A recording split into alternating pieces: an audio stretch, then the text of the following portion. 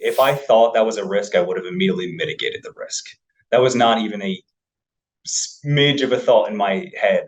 Silicon Valley Bank may have been in the West, but it's not the Wild West where bank bandits could make off with your hard-earned cash. I'd argue now when people deposit money in the bank, it's because they believe that is the safest place it could be.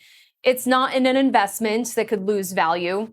It's not in your wallet where it could get stolen. It's in the modern banking system, the backbone of our economy. But banks do fail, and people do lose money. Given the media storm around the failures of Silicon Valley and Signature banks, it'd be fair to think, wow, this must not happen very often. But it happens nearly every year. More than 500 banks have failed since the year 2000.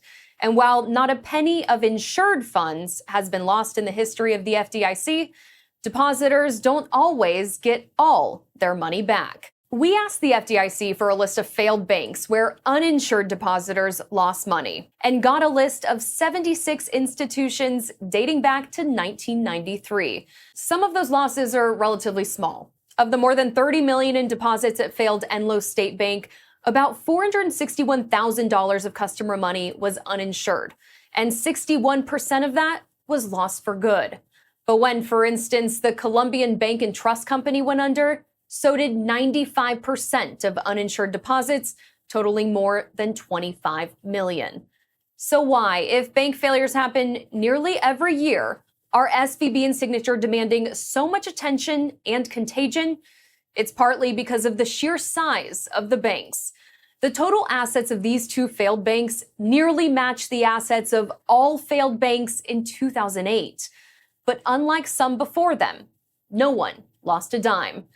Eric Foster is the CEO of Whoop Insurance, a venture capital-backed startup that banked with Silicon Valley Bank. It became evidently clear that by Thursday night there was a runoff.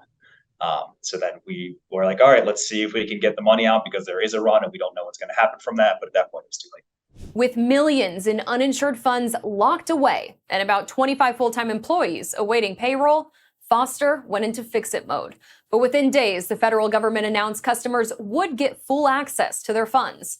And Whoop Insurance decided to stick with the federally controlled SVB. I still feel safe. If anything, I more so trust the American government for stepping in as they did. And the reality was did I have a few really crappy days? What is the downside outside of a handful of days and additional work for me? I did not lose a single dollar, nor did my business lose a single dollar outside of the time spent. I think there should have been more tighter regulation on how those assets are managed. Not to go into details, but why are you investing in a 10-year T-note when you know the average cycle span for a VC is 18 to 24 months when someone gets in their money to when they need a new fund of cash? That is just flat out illogical to me.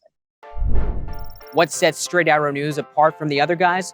Well, for one, we're on a mission to serve you, not an agenda. So for factual, trustworthy reporting, head to straightarrownews.com.